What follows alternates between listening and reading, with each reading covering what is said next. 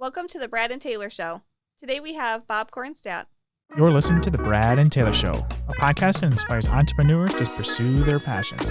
We're sitting down with some of the best to learn how they got started and some lessons they learned along the way. How's it going? It's going well. How are you guys today? We're good. We're doing good. So let's get us started off here. Tell us a little bit about what you do. So I am a real estate agent. I buy, sell real estate. I'm on both sides, representing buyers and sellers. I am part owner in brokerage. City2Shore Arete Collection is the brokerage that I'm 50% owner in. On top of the office duties and making sure, stuff is running smoothly, agents have this information and tools and whatnot that they need. I'm also out on the ground zero trying to sell and buy real estate for my clients. So sweet. I like it. So let's back it up a little bit. When you were younger, is this what you had planned for the future, or what did you have planned?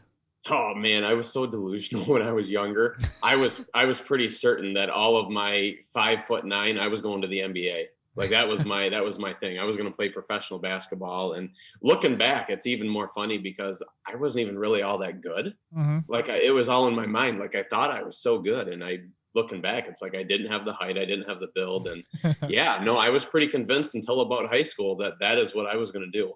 And then, from there, it just became, I don't really know what I'm going to do. I'll figure it out. Right. So just run with it. So did you go to college? Sure. Did you go to college and then, go for anything at all? Yeah. So I did. The first half of my professional career, if you call it that, was in automotive, right? So I ran dealerships for the last really 15 years, maybe not quite 15 years. I graduated from Ferris State University. I was one of those that took 6 years to do a 4-year degree.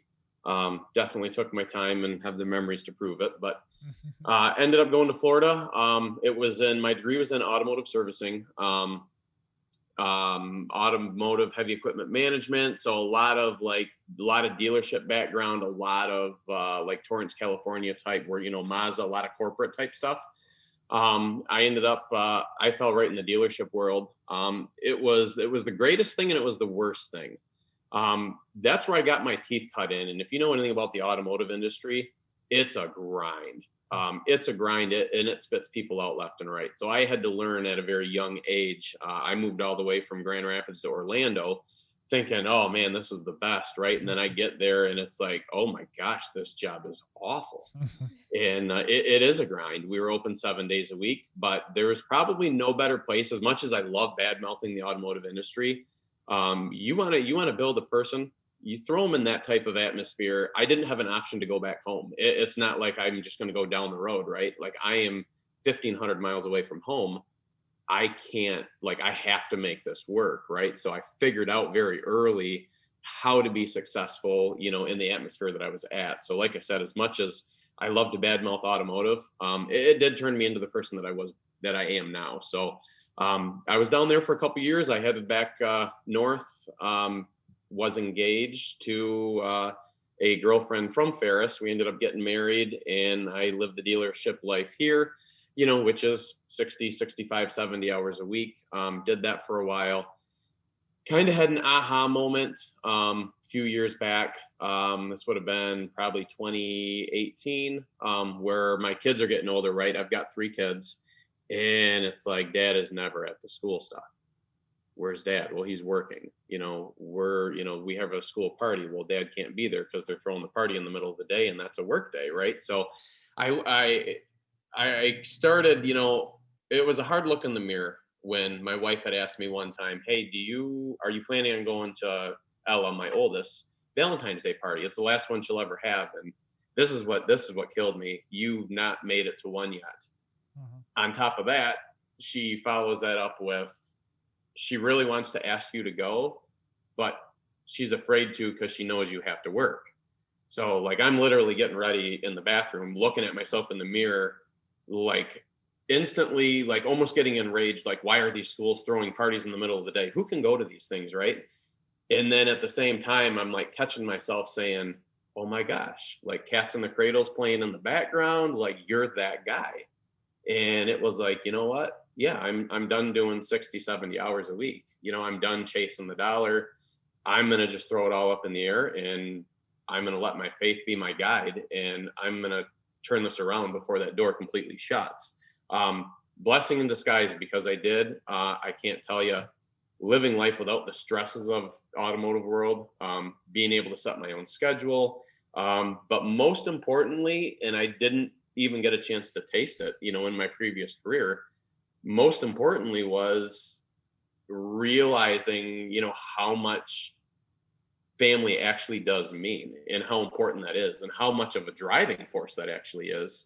And that helped me when I started my real estate career too, because it's like I've got, 3 little mouths that are depending on me succeeding, so that they can eat and they can do things. And so, yeah, long answer to your question, but that's kind of the background of how I am where I am now. That's kind of like I said, I got sick of the 70-hour work week and the constant stress. We would take vacations and we'd have to go out of country so I could have an excuse to shut my phone off. But the whole time in the back of my mind, I'm picturing my desk just piling up with paperwork. And it really wasn't a vacation because I was just stressed to the max. And yeah, one day I just said, you know what, that's it. I'm done. And I did. I trained my successor that year, finished out the year, let the dealership know a few months before I was leaving that this is my last year. I've been training a guy behind the scenes that you're not aware of. He's ready to roll, and I'm out. December 31 is my last day. And it was. I started a whole new, really, chapter in my life starting in January. So yeah, That's did you awesome. know anybody in real estate, or how did you kind of get in that direction? Because I know it's a little different. I mean, you're still doing sales, but it's way different than the dealership. So it's completely different. The biggest difference is my success in the dealership world was dependent upon other people. I really didn't have a lot of control. I could train them, I could lead them, I could pour into them the best that I could. But at the end of the day, their actions made me successful or unsuccessful. And when you work your way up the food chain and you've got, 40, 50 people reporting to you, that, yeah, you don't all have 50 gunners, that are making you look great. Usually it's the other way around, right? So in real estate, it's 100% on me.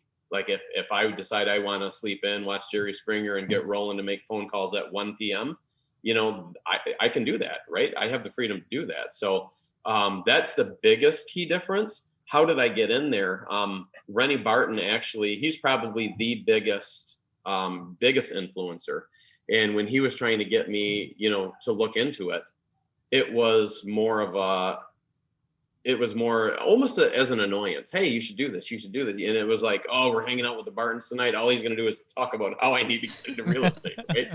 And it was, but it was a great thing because, at the end of the day, when I'm trying to figure out, all right, what's my next step? What am I going into? This automotive thing is very lucrative, but it's just not working for me anymore. Life is miserable. I hate it. What's my next step?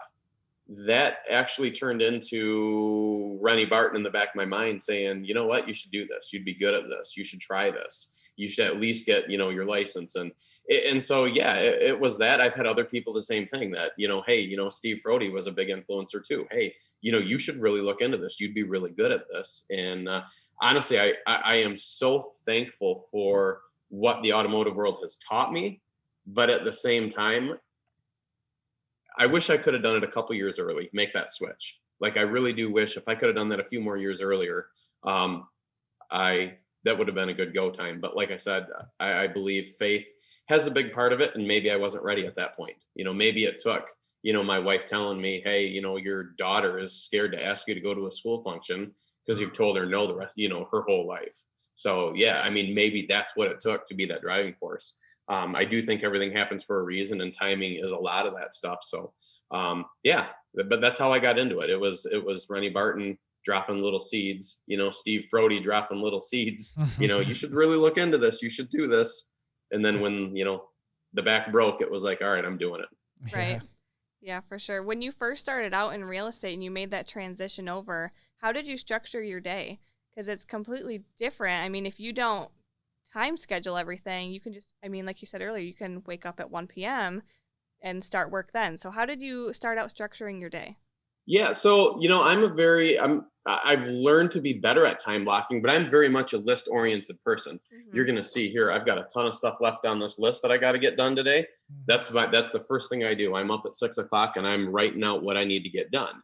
And I am constantly, and honestly, I'm one of those people too. Maybe you guys are too. It's ridiculous, but I do it. I do it every day. The first thing on my list is make a list, right? Just so I get to check something off because I Yep. feel good.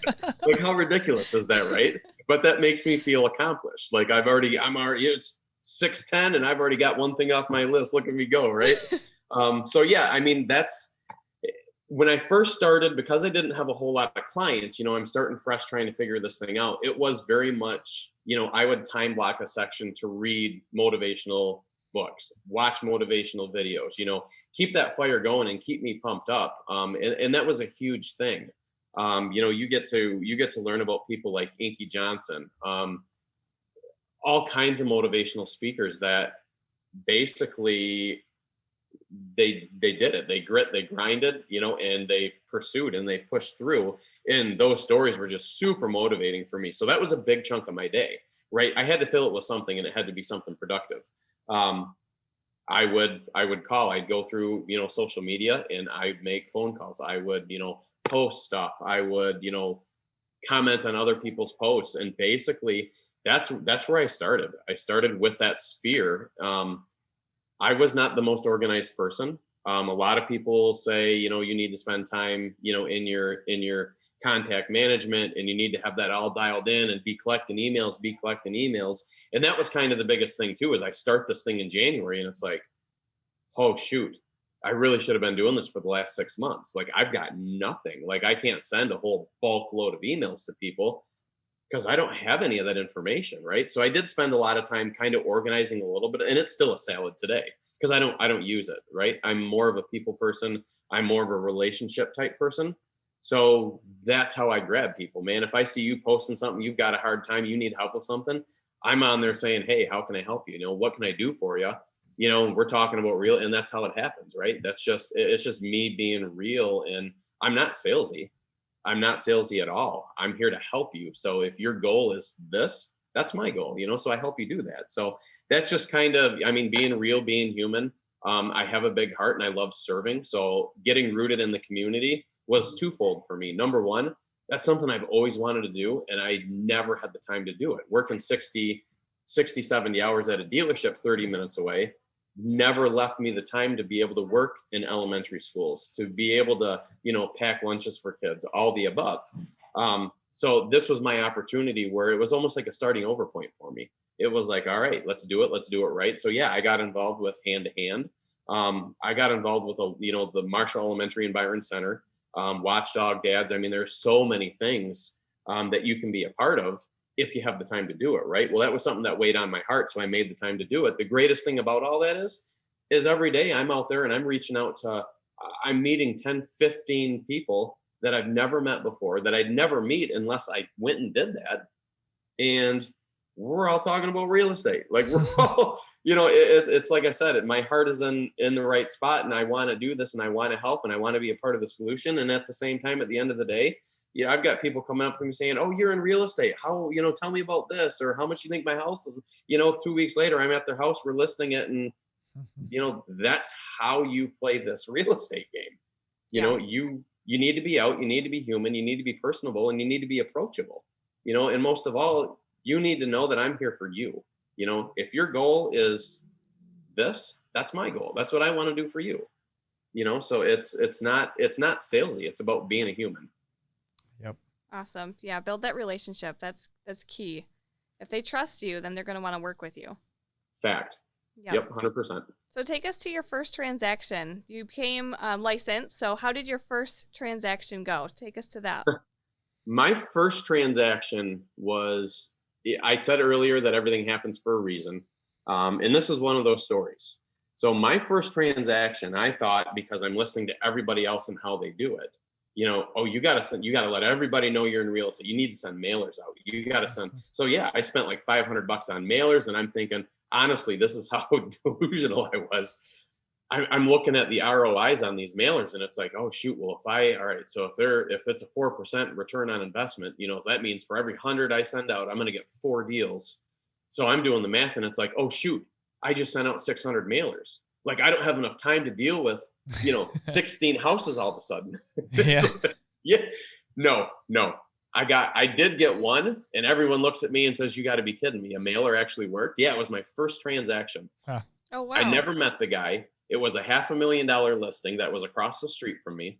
The guy, he interviewed, right? And I'm a very good interviewer. I've always been because I've always been on the other side interviewing other people, right? So there's not a whole lot you're going to tell me that's going to shake me. Yeah. And they weren't trying, right? They're just trying to find the best person. So I'm interviewing against 3-4 other people, and I end up winning the listing. And I call, he calls me over, we do paperwork. And I asked him, I said, I have to know, why did you pick me? And I'm almost in tears. I'm biting my tongue so hard because the first person, he says, I interviewed one guy, and I don't think he's ever done a transaction.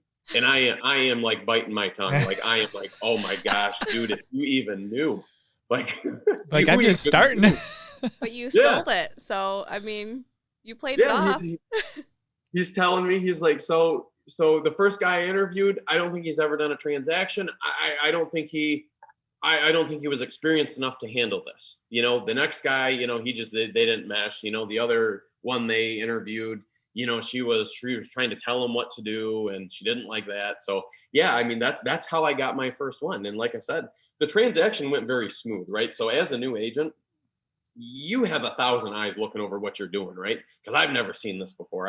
These documents, right? Everyone's making sure your T's are crossed, your I's are dotted, and you're sitting in good shape. Well, that is pretty much how mine went. So it went flawless. This was the days before you had tons of offers and way over asking. So we settled for 95% of the list price. We did good. He told me at the end, he's like, Bob, I had no idea you'd even get close to the number you told me, and we did. So, yeah, I mean, I way over exceeded. And that's kind of one of the things in talking with people and doing things. I'm very much don't set the bar too high and come in under it, right? You set the expectations and then crush them so you look like a hero, right? And that's to the T how that transaction went. And then once the first one goes, it's like a domino. They just all start going. Yeah. And it took me a while. It took me 7 months to close my first transaction. So I worked for 7 months with no income. Obviously, I was preparing ahead of time. Yeah. And that's my story. There were people that went through that GRAR class with me. They were pounding out deals in the first month, right? So everyone's a little bit different. I did it differently. I took it slow. And that was my first deal. It was off a mailer, off a guy that lived across the street from me that I've never met. He's never met me. And he hired me to sell his house. Huh. Did he ever find out that was your first transaction?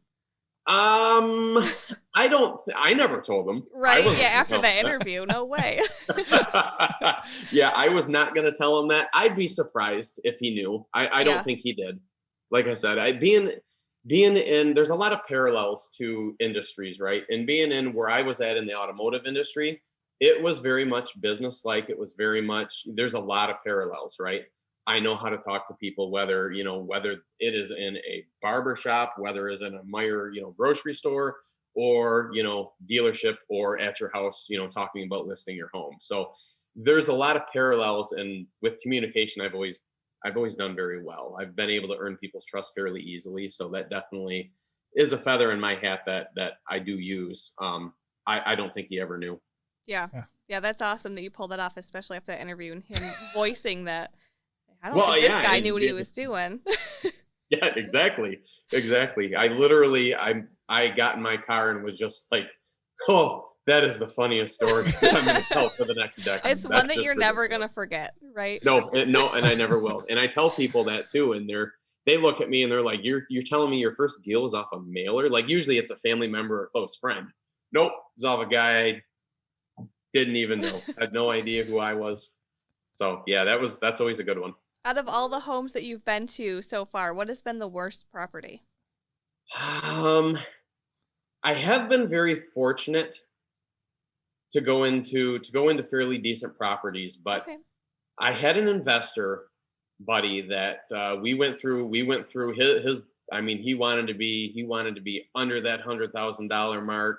He didn't care, he was going to rent it out. He didn't mind fixing it up. And there was one house we went into that there had to have been squatters in there, because that's just, I mean, this place was just trash. Hmm. And I don't mean trash like there was like a toilet in the middle of the living room. Like someone just undid the toilet, they moved it to the living, and it just sat there. Like this thing was pretty bare bones. There were walls that were down to the studs. Of course, none of the pictures showed this, right? So we're walking in here, and it's like, oh my, I'm not kidding. There was porn everywhere, everywhere. There's magazines, and it was everywhere, and it's like, oh my god. Like I sent that listing agent a message like, hey, just FYI, I'm not sure how many people are looking at this, but because you can always give them feedback on your showing, right? And it's like there's porn scattered all over the main floor of this thing. Like it's everywhere. Maybe like, maybe clean that stuff up before anybody yeah, else comes in it'll here. take you 10 minutes, just quick, burn it, throw it away, whatever. But yeah, that was the most, I mean, that will be probably the most memorable. But I haven't had too many, and this was in downtown Grand Rapids. I haven't had too many, should we go in this homes? Yeah. They've all been pretty much true to what the pictures show. So yeah. So let's say you had to start all over today and only had $1,000. How would you spend that first $1,000? Would you do mailers? I mean, I works. And honestly, after my first year, I've never sent a mailer out after my first year. I haven't had to. So that it definitely wouldn't be mailers. I'd probably go in the stock market and buy GameStop with all of it and wait. No, I'm totally kidding. That would be the last thing I do is buy GameStop. I was trying to determine, was it before or after? Right. Yeah, exactly. Boy, if I had $1,000, what I would probably end up doing is I would probably go out and I'd grab some personalized gift type items. I would do the door knocking, some nice stuff.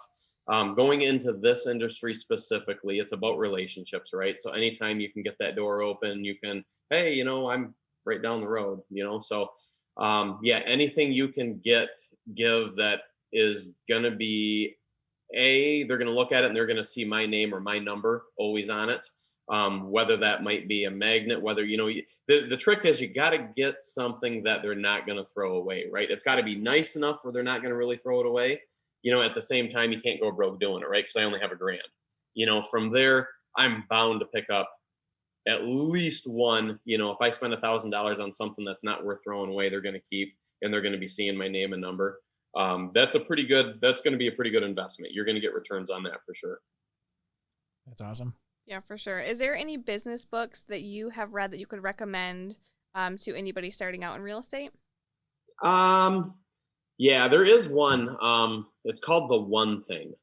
You may have heard, probably a lot of people saying that. You talk around, you've heard a few people throw that name out. Yeah, it's a good That's book. a really good book. Yeah, I really like that one. It's not so much a blueprint, even though there are best ideas that are in there. Everyone runs their business a little bit different. What that book more shows is it's not how you run your business. It's that you stay adamant and that you grit and grind. The definition of success is getting up one more time after you've fallen, right?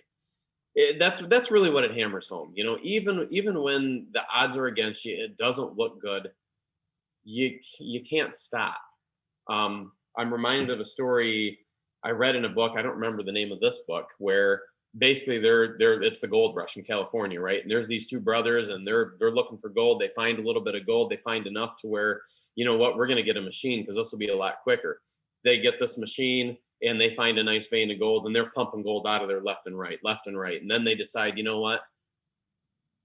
we're running out of gold. They run out of that vein and they decide, this isn't, we made our money. We're good.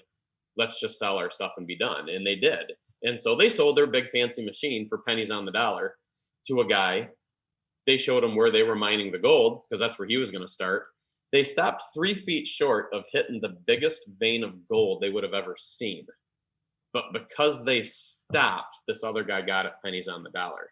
Moral of the story is, even when it doesn't look good, power through, grit and grind, get through it, because you have no idea what 3 feet more, 3 more phone calls, 3 more door knocks, you don't know what it's going to bring, but you can be certain it won't bring anything if you don't do it.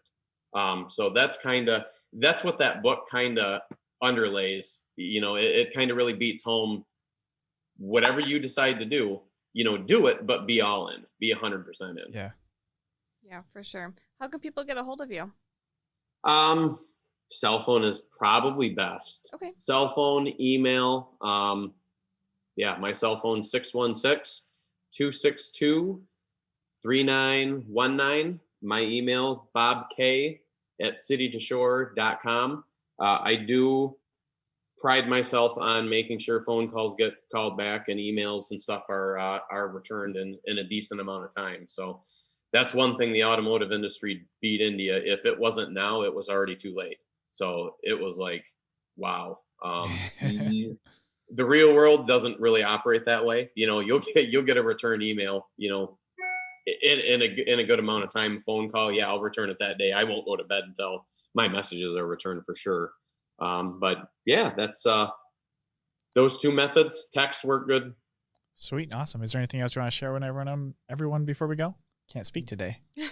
Yeah, no, it's all good. Gosh, no, I just want to thank you guys for having me on. It's a pleasure. I've seen this show umpteen times. It's I like what you do. It's unique. Hey, I really do.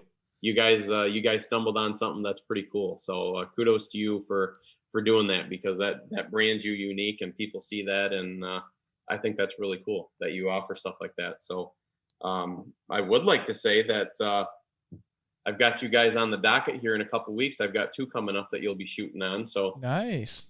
Congrats on the two. For sure. So there's some nice ones. But outside of that, man, I appreciate everything you guys do. Yep. And Thanks. definitely anyone listening, hit me up if you ever need anything. I'm true to what I say. I'm here to help you hit your goals. I'm not here to sell you anything or convince you to do something you shouldn't do. So I'm looking out for you.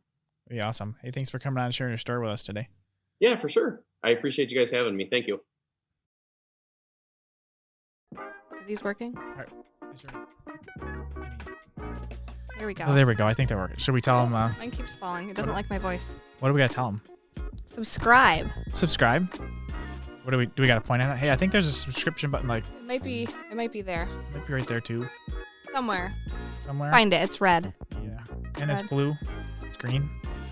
I don't really know. It's a color. This mic isn't even attached. Did you plug these in?